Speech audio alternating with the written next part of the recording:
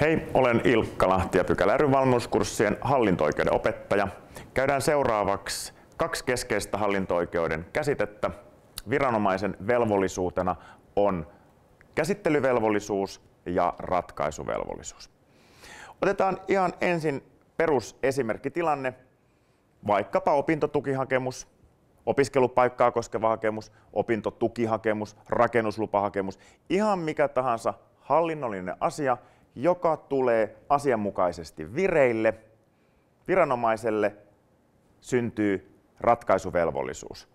Tässä asianmukaisessa vireille tulossa on tärkeää se, että viranomaisella on siihen asiaan liittyvä tehtävä ja toimivalta. Toimivalta on siis asiallista, alueellista ja asteellista. Ei voi esimerkiksi jättää opintotukihakemusta yliopistoon tai rakennuslupahakemusta Kansaneläkelaitokseen. Vastaavasti Helsinkiin, kun haluaa rakentaa, rakennuslupa täytyy jättää Helsinkiin, ei Espooseen. Tai sitten jos ajatellaan tuota asteellista toimivaltaa, ei voi ensimmäisenä hakea opintotukea hallinto-oikeudelta. Kun nämä kaikki toimivaltakysymykset on kunnossa, niin silloin meillä on asianmukaisesti vireille tullut asia ja viranomainen ratkaisee. Puhutaan ratkaisuvelvollisuudesta.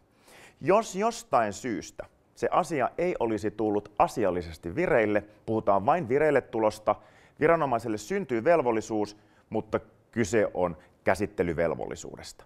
Nämä kaksi velvollisuutta pitää erillään, koska ratkaisuvelvollisuuden jälkeen viranomainen antaa nimenomaisen päätöksen, jolla se on ratkaissut asian. Se on siis hallintopäätös, siellä on yksilöity tieto siihen, mihin se asianosainen on oikeutettu tai velvoitettu, tai miten se asia on muutoin ratkaistu. Jos se ei ole tullut asianmukaisesti vireille, silloin viranomaiselle syntyi käsittelyvelvollisuus. Sen lopputuotteena on samoin toki päätös, mutta viranomainen on jättänyt asian tutkimatta. Molemmat on toimenpiteitä. Toinen on siis tutkimatta jättäminen ja toinen on asian ratkaiseminen. Se, mikä on tärkeää huomata, että molemmista toimenpiteistä asianosainen on oikeutettu valittamaan. Eli hallintolainkäyttölaki määrittelee valituskelpoiseksi toimenpiteen, jolla asia on ratkaistu tai jätetty tutkimatta. Eli näin ollen kummassakin tilanteessa asianosainen voi kyseenalaistaa viranomaisen päätöksen oikeellisuuden. Seuraavaksi käsitellään toista tärkeää käsitettä, oikeusturvaa. Oikeusturva voidaan jakaa suppean oikeusturvakäsitteen ja laajan oikeusturvakäsitteen välille. Tuossa suppeassa oikeusturvassa keskeisenä tarkastelun kohteena on siis lain kirjain, ja tässä kohtaa kirjoittaja tarkoittaa perustuslain 21 pykälää. Sehän on otsikoitu tuolla oikeusturva-sanalla. Se löytyy kirjan sivulta 99 eteenpäin, kun taas tässä kirjan sivulta 51, mikä on otsikoitu käsitteellä oikeusturva. Kirjoittaja puhuu tuosta laajasta oikeusturvakäsitteestä. Se laaja oikeusturvakäsite on enempikin tämmöinen oikeustieteen käsite, se on koko oikeussuojajärjestelmä laajassa mielessä. Kirjoittaja jakaa sen 5 eri lähestymistapaan tai tarkastelukulmaan. Siellä voi olla muodollista oikeusturvaa, materiaalista oikeusturvaa ja laadullista oikeusturvaa. Samoin kirjoittaja jakaa tämän oikeusturvan vielä ennakolliseen ja jälkikäteiseen.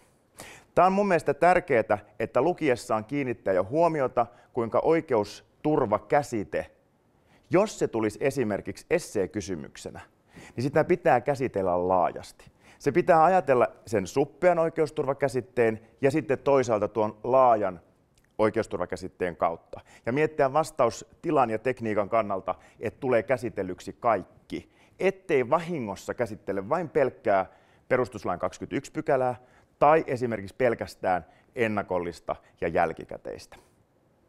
Okei, tarkastellaan vielä tarkemmin tuo ennakollinen ja jälkikäteinen oikeusturva. Perustilanne taas.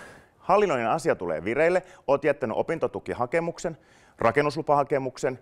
Se vireille tulo laukaisee ratkaisuvelvollisuuden ja se asia päättyy päätökseen. Tämä vaihe on päätöstä edeltävä vaihe, ja tässä siis tarkastelukulma on ennakollinen oikeusturva. Käytännössä se tarkoittaa näitä menettelysääntöjä, eli viranomaisen tulee noudattaa hallintolain, tässä vaiheessa nimenomaan hallintolain säännöksiä. Siellä on esimerkkinä esteellisyys, siellä on kuuleminen, viivytyksettömyys, siellä on kommunikaatio, siellä on päätöksen perusteleminen, viranomaisen valvonta, siellä on päätösten perustelu ja vielä julkisuus ja avoimuus. Kaikkien näiden elementtien avulla pyritään siis siihen, että ennakollisesti siihen, että päätös olisi mahdollisimman oikea. Okei, kaikissa tilanteissa, vaikka se päätös kuinka ennakkoon on pyritty tekemään oikeaksi ja asianosaista miellyttäväksi. Asianosainen ei ole tyytyväinen päätökseen, se haluaa sen ensimmäisen vaiheen jälkeen jatkaa sitä asiaa. Hän laittaa toisen prosessin vireille, joka tässäkin tilanteessa alkaa vireille tulosta ja päättyy päätökseen. Tätä vaihetta kutsutaan jälkikäteiseksi oikeusturvaksi.